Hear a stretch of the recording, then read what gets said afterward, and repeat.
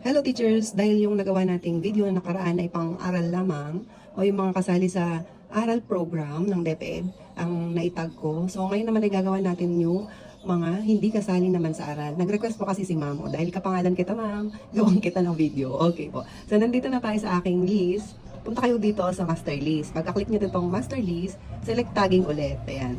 So, punta pa rin tayo kay aral. Ayan. So, ayan, dahil may naitag na ako sa aral ko nung nakaraan, meron akong papakita dyan. Pero, click nyo pa rin tong tag as aral. So, i-click nyo na tag aral.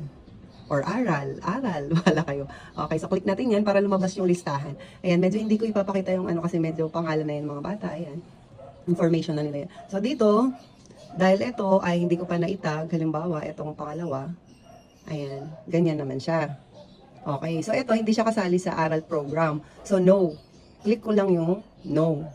Ayan, and then dahil hindi siya kasali sa aral program, ito hindi natin siya i-click. Itong banda dito ayon sa DepEd order or ayon sa memo ng DepEd, dito kasali kapag no. Kapag yes, dito ka magpipindot ka diyan. Ngayon dahil no tayo, punta na tayo kaagad dito sa BOSI assessment. So meron ditong ito, halimbawa hindi pa to naka-check. Ayan, i-check ko na kasi itong isang to eh. Ayan, halimbawa nakaganyan yan pag open nyo dahil hindi pa siya tapos. Dahil natapos ko na meron na siyang check. Ngayon ulitin natin. So punta ka dito, kung anong reading level niya. Etong 2 levels down ay parang lumalabas siya yung instructional. And then tong 3 levels down, kung hindi ako nagkakamali siya yung frustration. So ito naman ay grade level ready na siya. Ayan. Ready naman na tong batang to sa grade level niya. So ganun lang, click lang natin yung grade level ready and then submit. Ayan, then, nandun na yon sa kanyang profile.